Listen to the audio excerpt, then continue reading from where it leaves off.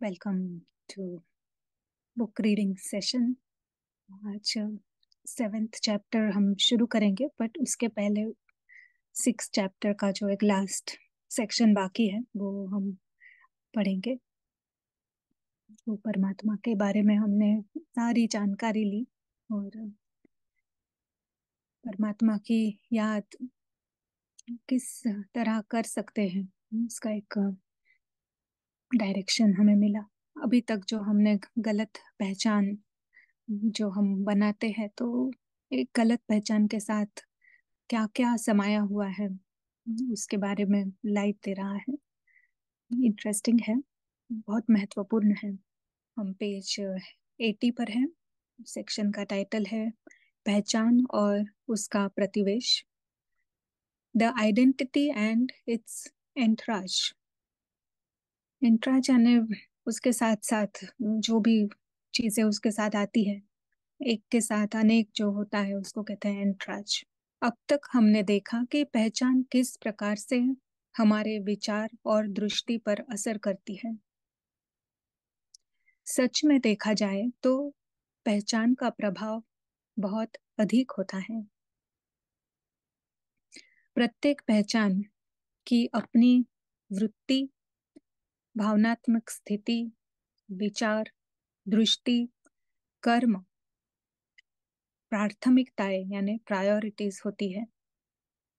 जब एक व्यक्ति सफल व्यापारी की पहचान में होता है, तो उस समय उसकी वृत्ति लाभ कमाने की होगी, प्रॉफिट कैसे मिले। तब वह उसके व्यापार की परिस्थिति अनुसार तनाव, चिंता आदि भावनाओं से निश्चित ग्रस्त होगा। वह व्यापार, बैंक और ग्राहक के बारे में सोचता रहेगा और दृष्टि भी व्यापार से दूषित होगी।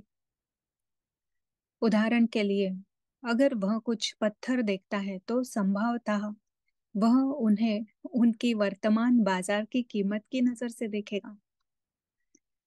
उसकी प्राथमिकताएं एवं कर्म भी व्यापार अनुरूप होंगे। कुछ समय बाद जैसे ही पहचान बदलती है, उसी व्यक्ति की वृत्ति, भावनाएं, विचार, दृष्टि, प्राथमिकताएं और कार्यशैली अलग होगी। यह ऐसा है मानो प्रत्येक पहचान सत्य आए या असत्य आए, कोई भी पहचान हो, तो प्रत्येक पहचान के साथ अपना प्रतिवेश यानी एंट्राज या सदस्यों का दल यानी टीम होता है। यानी हर पहचान के साथ एक टीम है, जो अभी हम इस चित्र में देख रहे हैं। पहचान दल के एक कप्तान की तरह कार्य करती है और पूरा दल एक साथ काम करता है। तो इसका मतलब ये हुआ कि जो भी आइडेंटिटी में हम आते हैं, तो उसका असर ये सभी के ऊपर होता है। वृत्ति बदलेगी, दृष्टि बदलेगी, विचार बदलेंगे, हमारी प्रायोरिटीज बदलेगी, हमारी स्थिति बदलेगी। हम पूरा एक रूप हो जाते हैं उस आइडेंटिटी के साथ।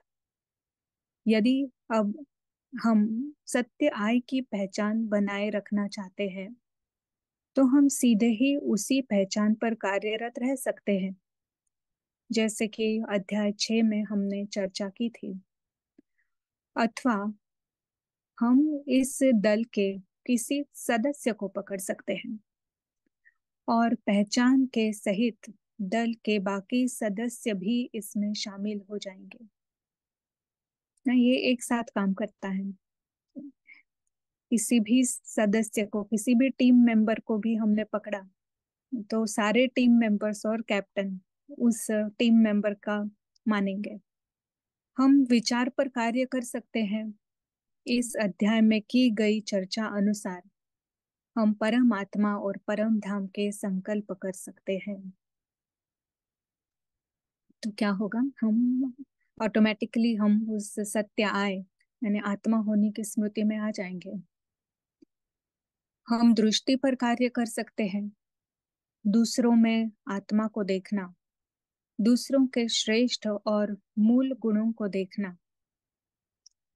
हम हमारी वृत्ति पर कर सकते हैं, जो सबसे बहुमूल्य अभ्यास है।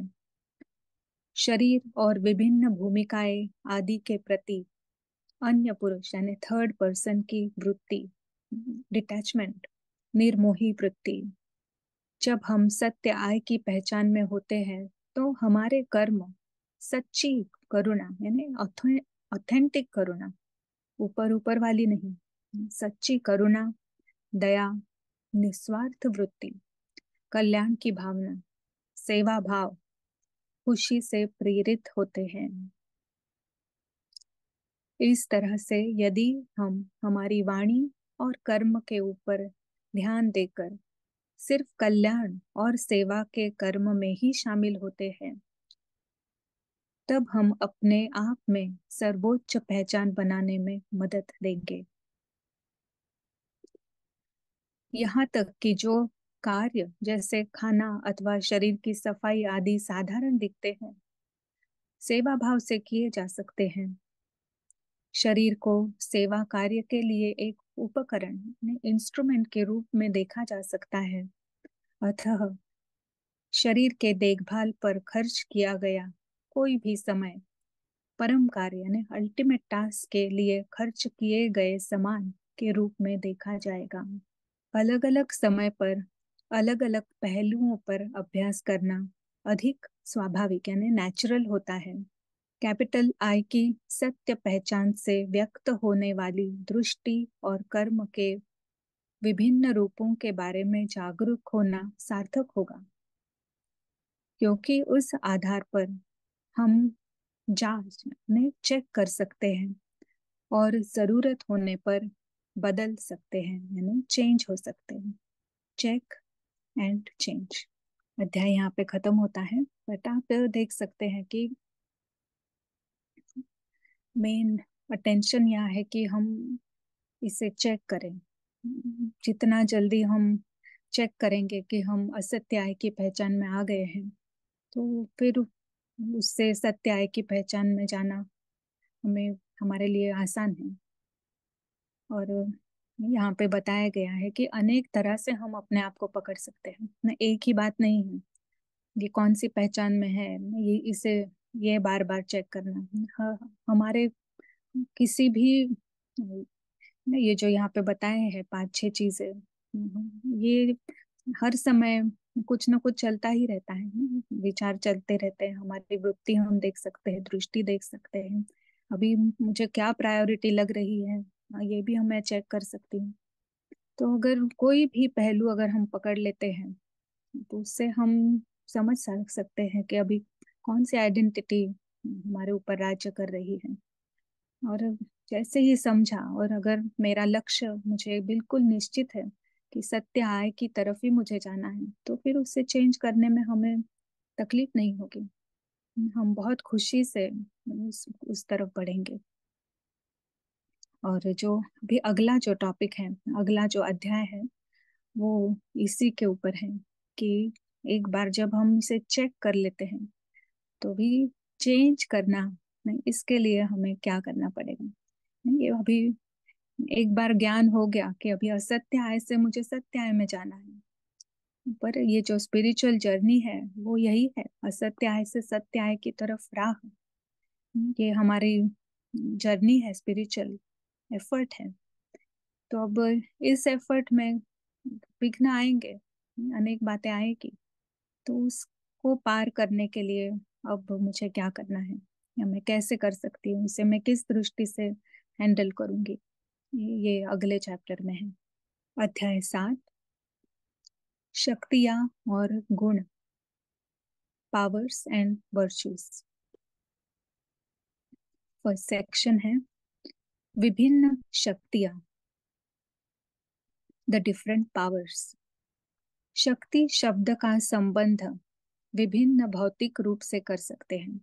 जैसे हम शक्ति कहते हैं ना, शक्तिशाली शरीर नजर आता है, कोई ना कोई फिजिकल रूप से शक्ति हमें नजर आती है, या वही वहां तक ही हमारी विचार चलते हैं जनरली।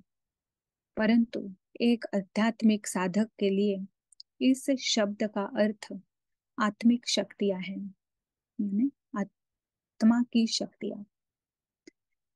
इससे असत्य आइस के पहचान में भाव का विरोध करने की क्षमता के रूप में, या सत्य आय की पहचान में बढ़ने की हमारी क्षमता के रूप में वर्णित किया जा सकता है।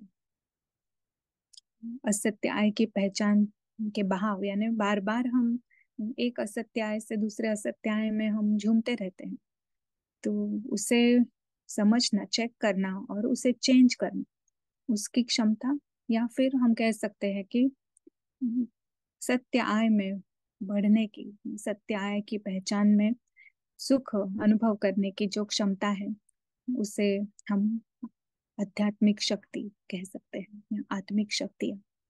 सत्य आय और असत्य आइस के बीच इस युद्ध में हर बार सत्य आय की पहचान को जिताने में मदद करने के लिए आत्मा के पास विभिन्न कौशल की आवश्यकता होती है। इन विभिन्न कौशलों को शक्तियां कहा जाता है। एक युद्ध है, असत्य की सत्य के साथ युद्ध, ये हमने सुना बहुत है, पर एग्जैक्टली क्या युद्ध है ये अभी हम देख सकते हैं। और अभी हम उस युद्ध के मैदान में भी हैं। अगर हम मैदान में हैं तो जीतना हमें जरूरी है। और जीतने के लिए हमें कौन सी कुशलताएं चाहिए, कौन सी शक्तियां चाहिए, क्या इसके पीछे कौन सी बुद्धि मुझे यूज करनी है, क्योंकि बुद्धि से जीतना आसान होता है। अगर बुद्धि समझती है तो हम जीत सकते हैं। तो इस अध्याय में हम उन्हें देखेंगे, तो उनमें कुछ मुख्य नीचे सूचीबद्ध है। तो ये कौन सी शक्तियां हम इस अध्याय में देखने वाले हैं, इनकी लिस्ट है। समेटने की शक्ति, the power to put a stop to pack up. सहन करने की शक्ति, द पावर टू टॉलरेट। समाने की शक्ति, द पावर टू मर्ज। परखने की शक्ति, the power to detect, to recognize. निर्णय करने की शक्ति, द पावर टू डिसाइड। सामना करने की शक्ति, द पावर टू फेस। सहयोग की शक्ति, the power to cooperate. Last है विस्तार को संकीर्ण करने की शक्ति, द पावर टू विथड्रॉ। बहुत लंबे समय से हमने अनेक असत्य आय को जन्म लेने के लिए, बढ़ने के लिए और हमारी पहचान पर शासन करने के लिए प्रोत्साहित किया है। और जब हम सत्य पहचान कैपिटल आई को बढ़ाने का फैसला करते हैं, तो हमें अनुभव होगा कि वह परिवर्तन तुरंत नहीं हो सकता है। वास्तव में विभिन्न असत्य आय अनेक तरह से अपना खेल करेंगे, और उनसे निपटने के लिए आत्मा को विभिन्न शक्तियां चाहिए। तो सबसे पहली शक्ति, अभी हम उसके विस्तार में देखेंगे, समेटने की शक्ति, power to put a stop. इसका, जब हम असत्य आय की पहचानों में से किसी एक से शासित होते हैं, तब हमारे विचार, कल्पनाएं, कामनाएं, कर्म इत्यादि के रूप में उसका विस्तार बढ़ता जाता है। जो हमने अभी लास्ट चैप्टर में देखा कि पहचान और उसका प्रतिवेश, उसका अंतराज कितना कितना सारा, हर तरह से, हर तरफ से हम उस असत्य पहचान में डूब जाते हैं।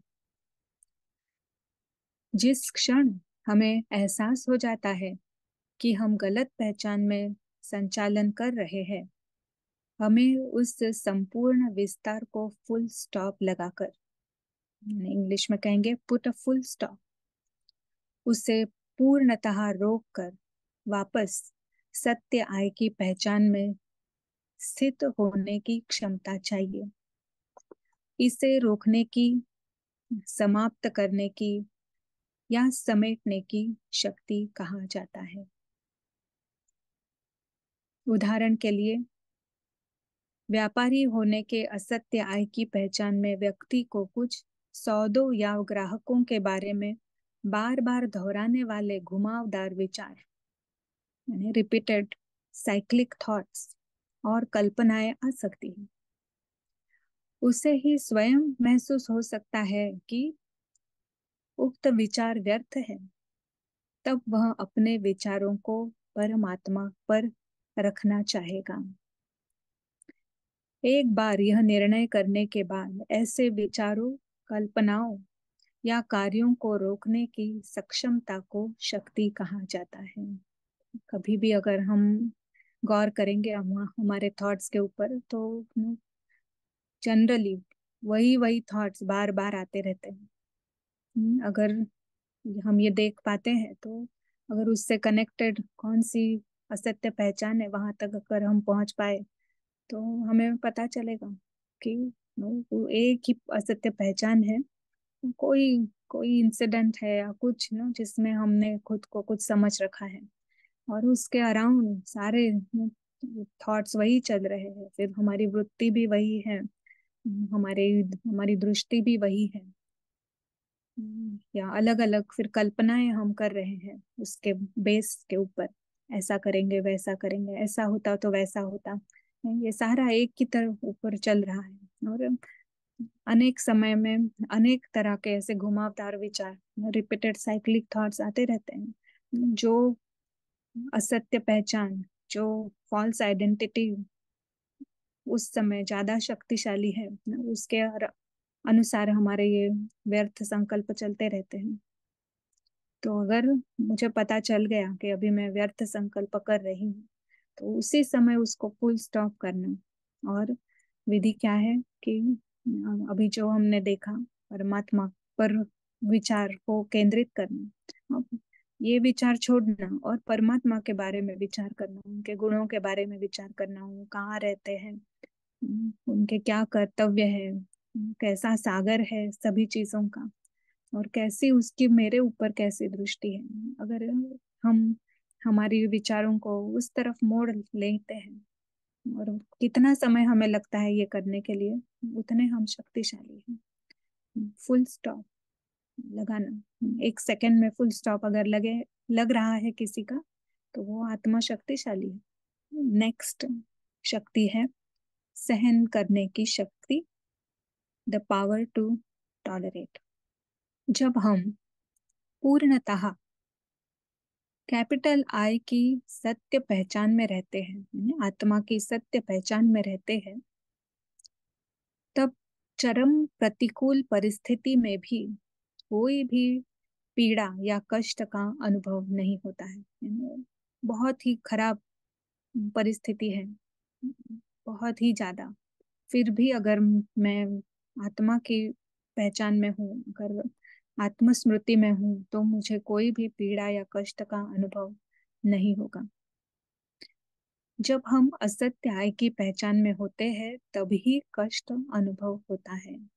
कई परिस्थितियों में हम यदि झुंझलाहट, चिड़चिड़ापन या असुविधा का अनुभव करते हैं, इससे पता चलता है कि हम असत्य आय की पहचान में है और उसे खरोचा जा रहा है, स्क्रैच हो रहा है वो।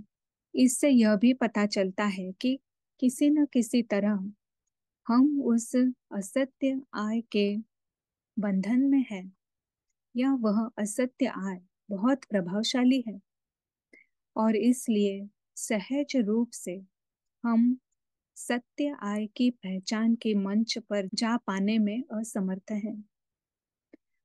साधारणतः लोग अपनी असुविधा यानी कष्ट को दूर करने के लिए तुरंत बाह्य परिस्थितियों को बदलने की कोशिश करते हैं। इस तरह असत्य आय भी सुरक्षित रहता है।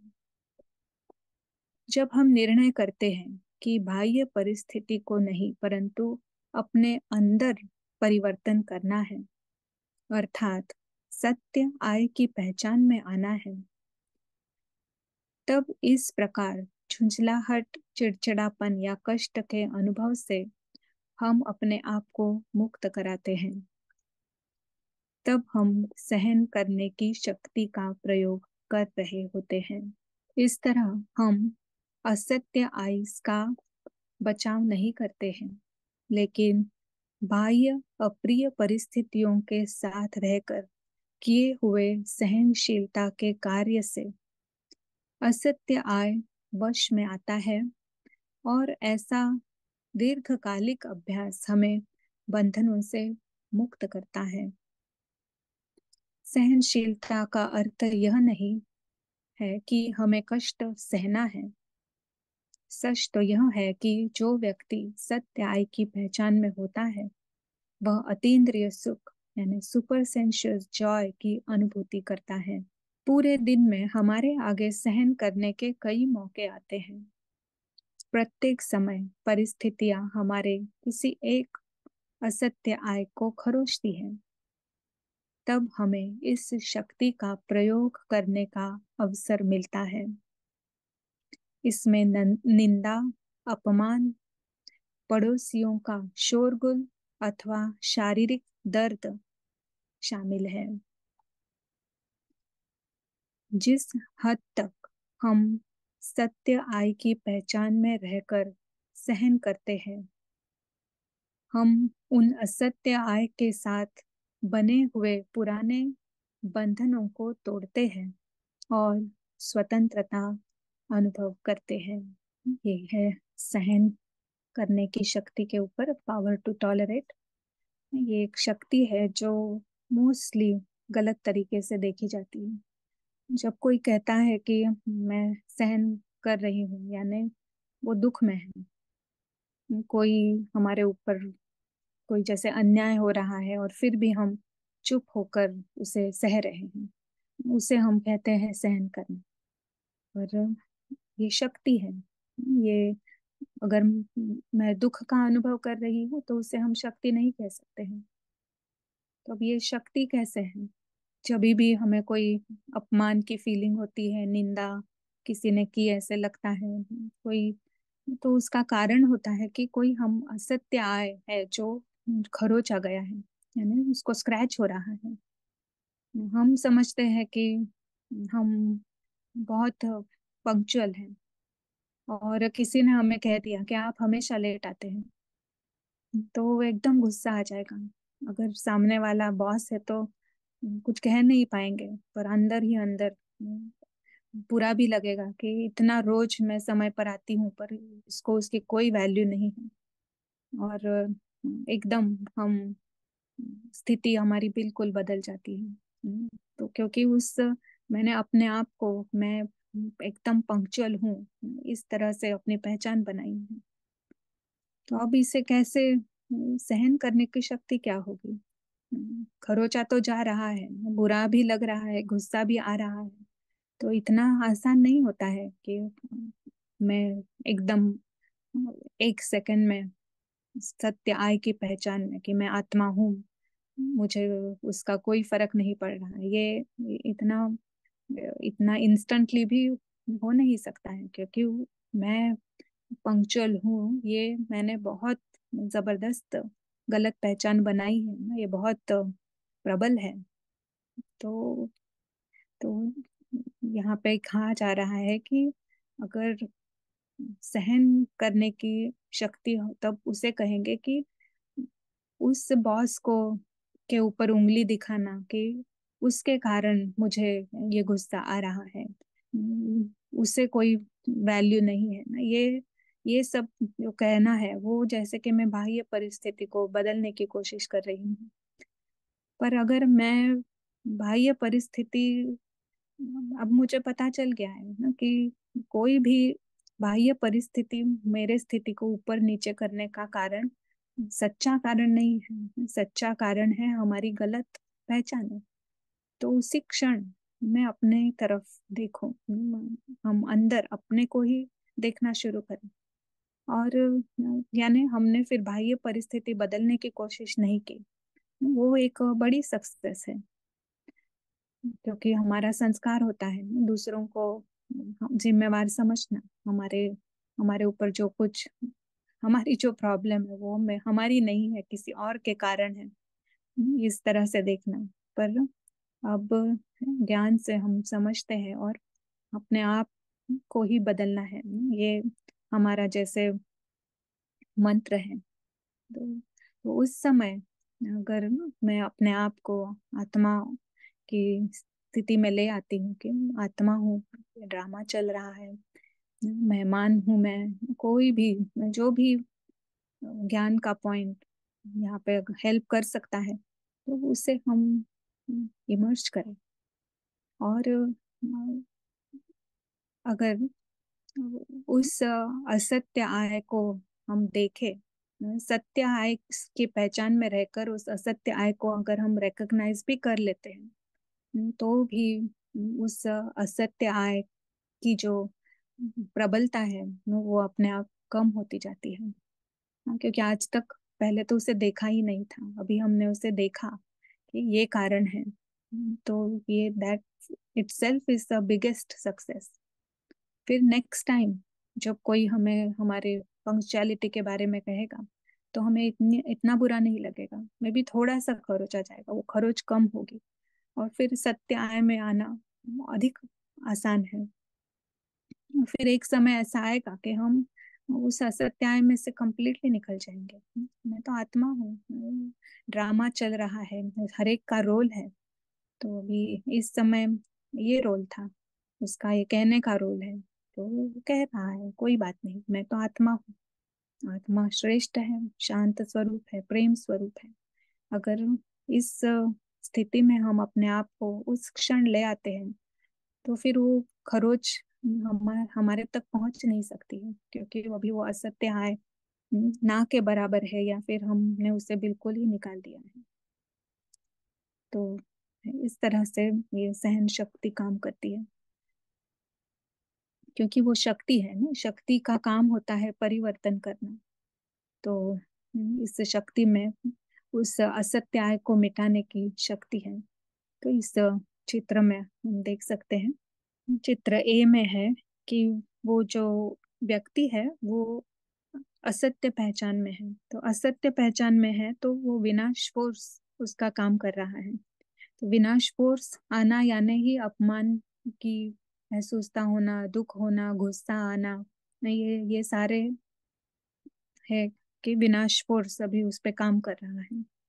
और बी में है कि जैसे ही उसने उसकी पोजीशन चेंज कर ली, वो सत्य आय की पोजीशन में आ गया, और वो सत्य आय की पोजीशन में रहकर हमारे वो संकल्प कर रहा है, उसको वो अपने आप को बदल रहा है। तो ये जो विनाश फोर्स अगर है भी तो भी वो उसे अनुभव ना होंगे, या फिर वो बहुत कम अनुभव होंगे, क्योंकि अभी उसने पोजीशन चेंज कर ली है, वो सत्य आय की स्थिति में है। तो जब हम इसका प्रयोग करते हैं तो ये और रिजल्ट जब देखेंगे तो पता चलेगा कि नहीं, ये डायग्राम कैसे ट्रूली काम करती है। यहाँ पे ही हम आज समाप्त करेंगे, फिर अगली जो शक्तियां हैं वो हम कल देखेंगे।